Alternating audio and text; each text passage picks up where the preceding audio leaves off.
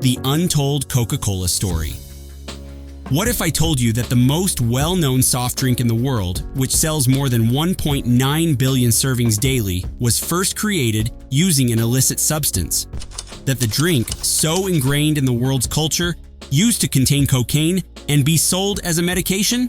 And that a history of deceit, manipulation, and brutal business practices lies behind its enormous success. This is Coca-Cola's untold tale. A desperate, morphine-addicted pharmacist created the drink as an experimental tonic, and it eventually expanded into a corporate empire that influenced contemporary advertising and consumer behavior. However, its rise to prominence was not solely due to excellent taste. It also involved deceptive psychological tactics, aggressive marketing, and choices that made it difficult to distinguish between exploitation and genius. Let's uncover the shocking truth behind Coca-Cola's origins, the evolution of its secret formula, and the controversial strategies that turned it into a global powerhouse. The origins of Coca-Cola. Understanding Coca-Cola requires us to return to America in the 19th century, a time when people mistrusted doctors and the medical business was hardly controlled. Home remedies were all the buzz. Anyone with some understanding of chemistry could create a miracle cure and market it without restrictions.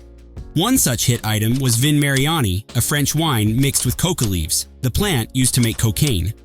Stars and even the Pope approved of this tonic because of its invigorating effects. But across the Atlantic in Atlanta, Georgia, John Stith Pemberton was looking for a personal cure. Having served in the Civil War, Pemberton was a pharmacist who had grown dangerously addicted to morphine following battle injuries. Desperate, he started experimenting with cola nuts, coca leaves, and other stimulants in search of a tonic that would reduce his suffering while yet being marketable to the public. Thus, the outcome is made from coca leaves, which included cocaine, caffeine-rich cola nuts, and a combination of sugars and flavors, a thick, syrupy mixture. Among those looking for an energy boost, headache relief, or perhaps a replacement for alcohol, it was an instant hit. Pemberton titled his work Pemberton's French Wine Coca, but his problems were far from gone. The evolution of the formula. In 1886, Atlanta's newly imposed prohibition laws forced John Pemberton to rethink his original formula. His French wine coca, which contained alcohol, was no longer legal. To adapt, he removed the wine and replaced it with carbonated water, creating a non-alcoholic fizzy version of his tonic. Pemberton marketed this new drink as a healthful soda, promising to relieve headaches, fatigue, and nervous disorders. Despite his efforts, the product lacked strong branding until Frank Mason Robinson, Pemberton's bookkeeper, stepped in. He saw Coca-Cola's potential as more than just a medicinal drink and suggested a new, catchier name, Coca-Cola, inspired by its two primary ingredients, coca leaves and cola nuts. To reinforce the brand, Robinson also designed the iconic script logo, a distinct flowing font that would later become one of the most recognizable trademarks in history.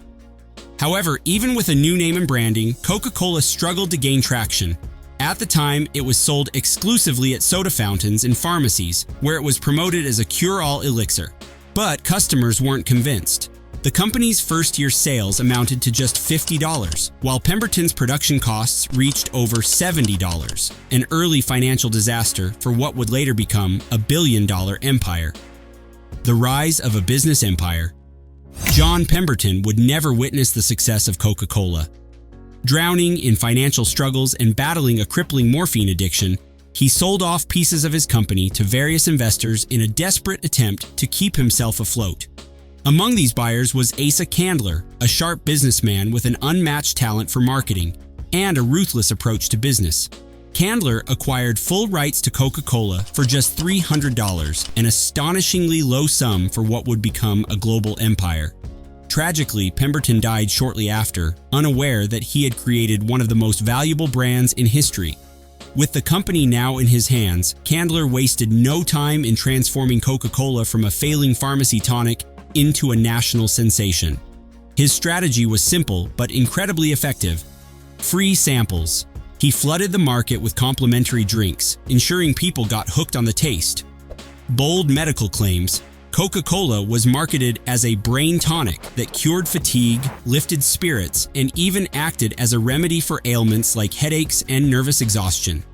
unparalleled brand visibility, Candler plastered the Coca-Cola name everywhere on billboards, store windows, newspapers, and even clocks. By 1900, Coca-Cola was no longer just a medicinal remedy. It had become a daily indulgence. But Candler was facing a growing problem. By this time, the dangers of cocaine were becoming widely known. Coca-Cola's key ingredient was now at the center of controversy, forcing the company to rethink its formula once again. The marketing strategies that changed the industry. Faced with growing concerns about the addictive properties of cocaine, Coca-Cola quietly removed the drug from its formula in 1904, but not entirely. Instead of using fresh coca leaves, they began decoconizing them, ensuring that the drink still had the coca leaf essence but none of the narcotic effects. Meanwhile, Coca-Cola shifted its marketing strategy to target a wider audience. No longer just a health tonic, it became a symbol of happiness, youth, and fun. They linked Coca-Cola to Christmas, hiring artists to depict Santa Claus drinking a Coke, a campaign so powerful that it reshaped the modern image of Santa. They sponsored athletes, movie stars, and musicians, making Coca-Cola a cultural icon. They introduced the iconic glass bottle, ensuring that Coca-Cola was instantly recognizable. These strategies turned Coca-Cola into a global sensation, but the company wasn't done expanding its influence. The global expansion and corporate influence. During World War II, Coca-Cola made a strategic move that would change its fate forever. The company struck a deal with the US government to ensure that American soldiers could always get a bottle of Coca-Cola, no matter where they were stationed. This positioned Coca-Cola as more than just a soft drink. It became a symbol of American patriotism. To fulfill this promise, Coca-Cola established bottling plants worldwide, a move that ensured its global dominance long after the war ended. Governments around the world adjusted their trade policies to accommodate Coca-Cola, often giving it special privileges that local businesses didn't receive. This allowed the company to expand rapidly across Europe, Asia, and Africa, embedding itself into the daily lives of millions. But with such influence came controversy.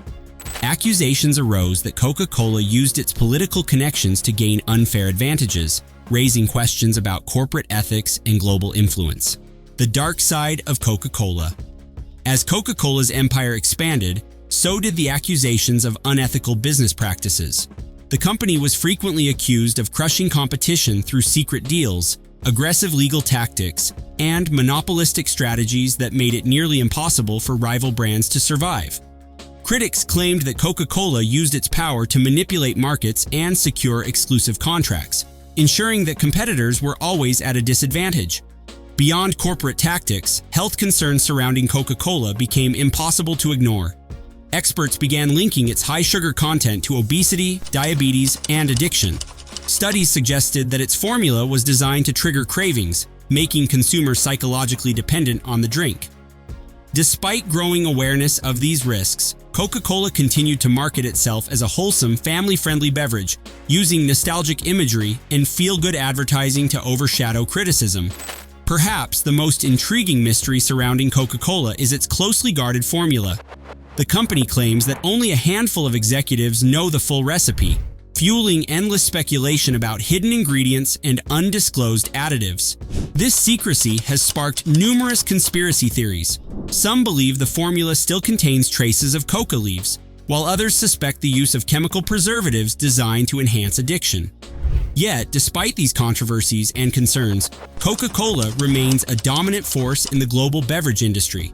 Through psychological marketing, brand loyalty, and relentless advertising, it has cemented itself as an irreplaceable part of modern culture, proving that perception can often outweigh reality.